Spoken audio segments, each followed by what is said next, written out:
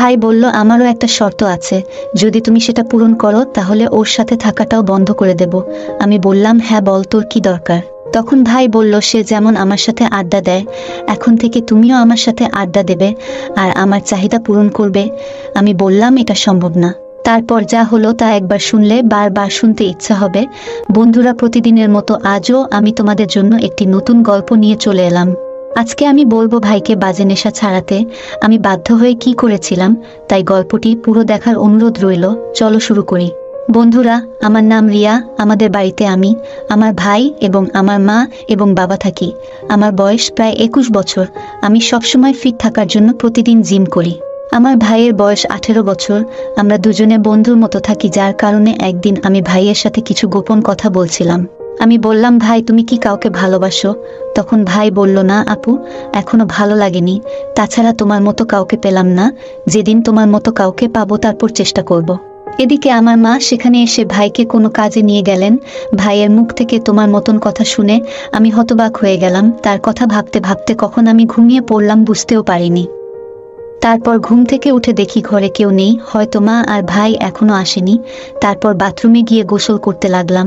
তারপর মা আর ভাই বাজার থেকে এসেছে, তাই আমি ওদের কাছে গিয়ে কথা বলতে লাগলাম। তারপর ও ওর স্কুলে গেল আর আমিও আমার কলেজে গেলাম। আমি শুধু আমার ভাইয়ের কথাই ভাবছিলাম, কারণ আজ পর্যন্ত কেউ আমাকে এই কথা বলেনি।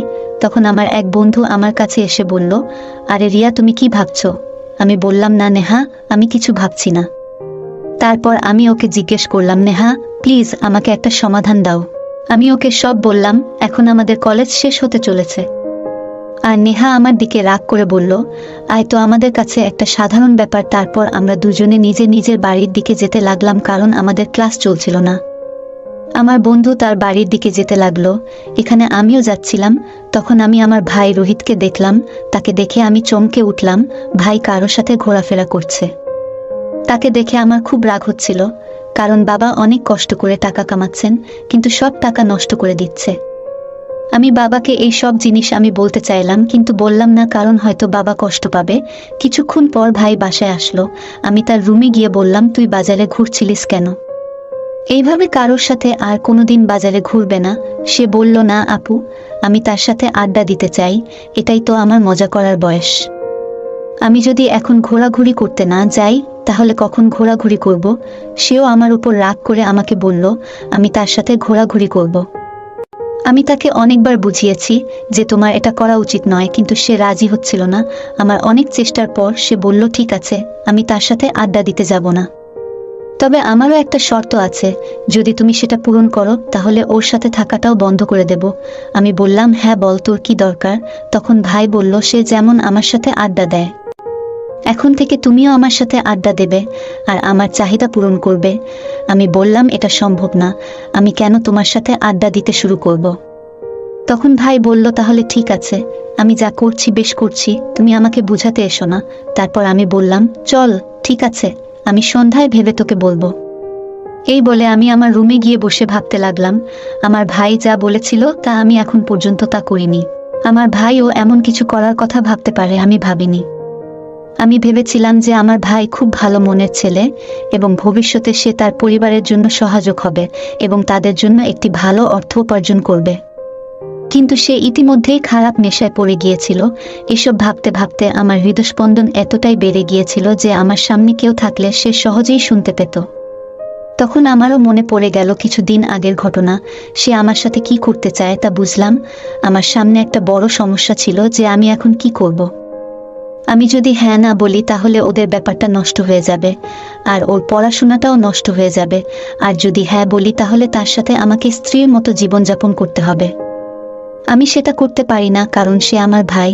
তখন হঠাৎ আমার মাথায় একটা চিন্তা এলো যে হয়তো এই ব্যাপারটা ঘরেই থাকবে, এতে আমাদের পরিবারের সদস্যদের জীবন বাঁচবে এবং আমার ভাইয়েরও উন্নতি হবে। এইসব ভাবতে ভাবতে আমি ঘুমিয়ে পড়লাম।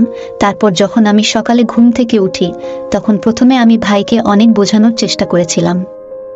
সে আমার একটিও কথা শুনতে রাজি ছিল না। তখন আমি তাকে বললাম, ঠিক আছে, আমি তোর শর্তে রাজি। তখন সে বলল, চলো আগে কেনাকাটা করতে যাই।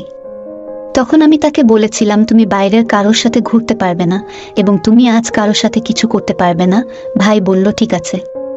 আজকে আমি ভাইয়ের কথা শুনে তাকে নিয়ে ঘুরতাম, তার কাছে গিয়ে তাকে বোঝানোর চেষ্টা করতাম। পরের দিন সকালে আমি আম্মুকে বললাম রান্নাঘরে নাস্তা রেডি আছে। আমি ভাবলাম আজ রবিবার, তাই কোথাও যেতে হবে না। তারপর আমি, বাবা আর ভাই নাস্তা করতে লাগলাম।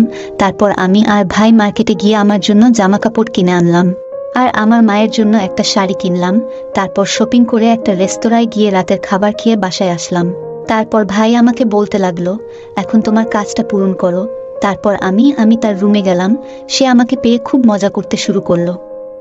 আমি চুপচাপ থাকলাম, কিছু বলতে পারছিলাম না। আমার খুব খারাপ লাগছিল, কারণ যে আমার সাথে মজা করছে সে আমার নিজের ভাই। বেশ কিছুক্ষণ মজা করার পর সে বলল, তুমি এখন যেতে পারো। আমার মজা করা হয়ে গেছে, আমি আমার রুমে চলে গেলাম। তারপর থেকে আমরা স্বামী স্ত্রীর মতো একসাথে থাকতে শুরু করলাম।